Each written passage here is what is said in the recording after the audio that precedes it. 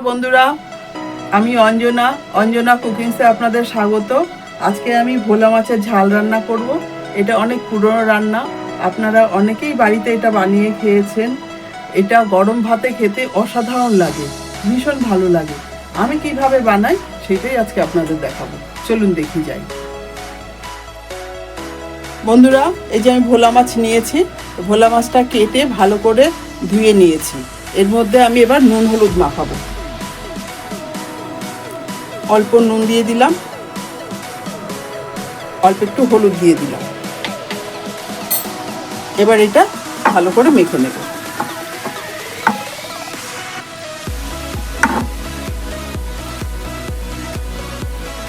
বন্ধুরা, আমি গ্যাসটা জ্বালিয়ে দিয়েছি, কড়াইটা আমার গরম হয়ে গেছে।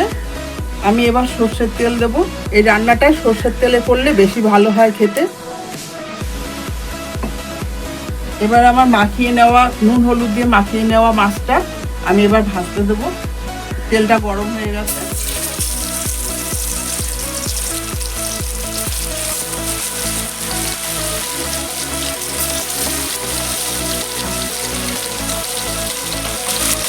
কড়াই যদি গরম না হয় তাহলে কিন্তু মাছ কড়াইতে লেগে যাবে। ভালোভাবে গরম করে, কড়াই গরম করে তারপরে মাছটা ভাজতে হবে।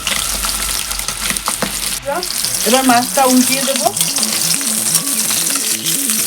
উল্টিয়ে ওই দিকটা ভাজা করে দেবো।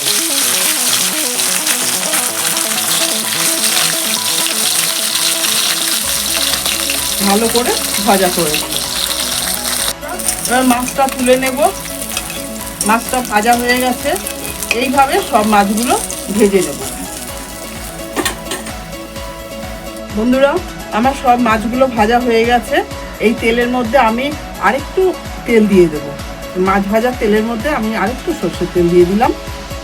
আর 1 চামচ সাদা সর্ষে, 1 চামচ কালো সর্ষে আর 4টে কাঁচা লঙ্কা, একটু নুন দিয়ে আমি এটা পেস্ট করে নিয়ে আসছি মিক্সিতে।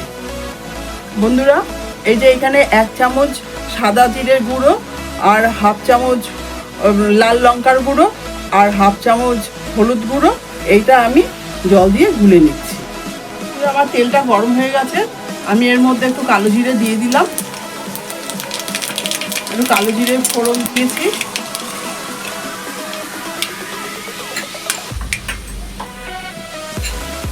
এবার আমি যে মশলাটা জিরে, হলুদ আর লাল লঙ্কার গুঁড়ো এটা যে গুলিয়ে রেখেছিলাম এটা দিয়ে দেবো।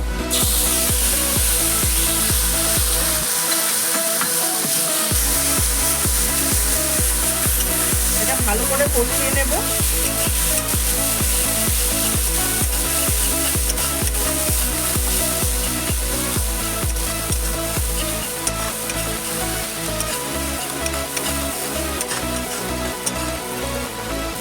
আর একটু জল দিয়ে দেব, সামান্য একটু জল দিয়ে দেব।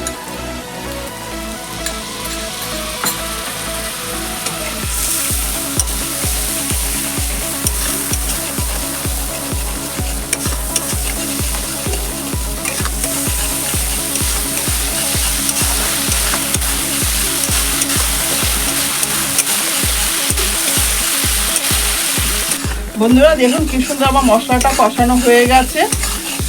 এবারে আমি এটা সর্ষে যেটা আমি পেস্ট করে রেখেছিলাম সেইটা আমি দিয়ে দেব। সর্ষে দিয়ে তো বেশিক্ষণ কষানো যায় না, তার জন্য আমি এটা পরে দিচ্ছি। আর সর্ষে পেস্ট করার সময় বা শিলে বাটার সময় যদি একটু নুন দিয়ে বাটেন তাহলে সেটা তেতো হয় না, না হলে সর্ষে তেতো হয়ে যাবে।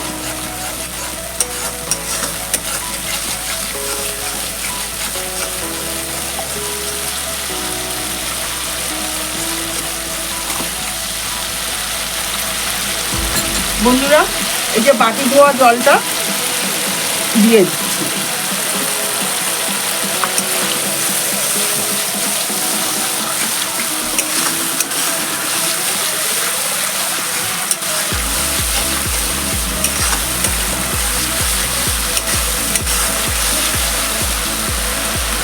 সর্ষেটা দিয়ে বেশিক্ষণ নাড়বো না।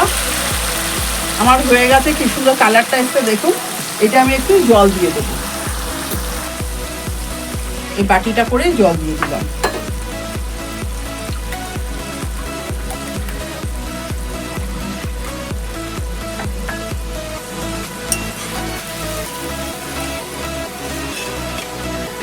দেখুন কি সুন্দর কালার এসছে।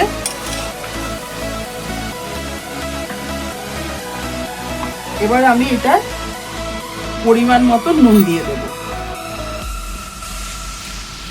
আমি সর্ষে বাটার সময় একটু নুন দিয়েছিলাম, সেইটা আন্দাজ করে নুন দিয়ে দিলাম। এবার ঝোলটা একটু ফুটবে। আমার ঝোলটা ফুটে উঠেছে। এবার আমি মাছ ভাজাগুলো সব দিয়ে দেবো।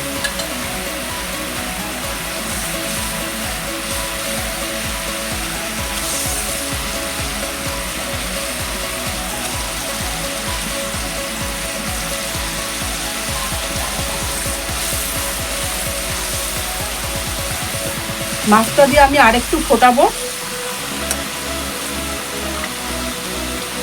এটা হতে থাক।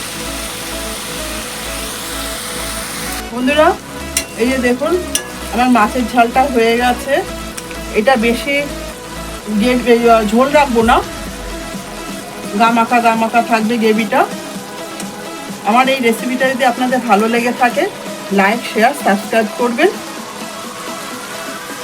আমি এবার এটা মাছের ঝালটা সার্ভ করে দেখাচ্ছি। এই যে আমি সার্ভ করে দিয়েছি। এই যে দেখুন কি সুন্দর হয়েছে। এটা আপনারা, আমি যেভাবে বানালাম সেভাবে আপনারা বাড়িতে বানিয়ে খাবেন। কেমন লাগলো আমাকে কমেন্ট বক্সে জানাবেন। ফিরে আসছি পরের ভিডিওতে।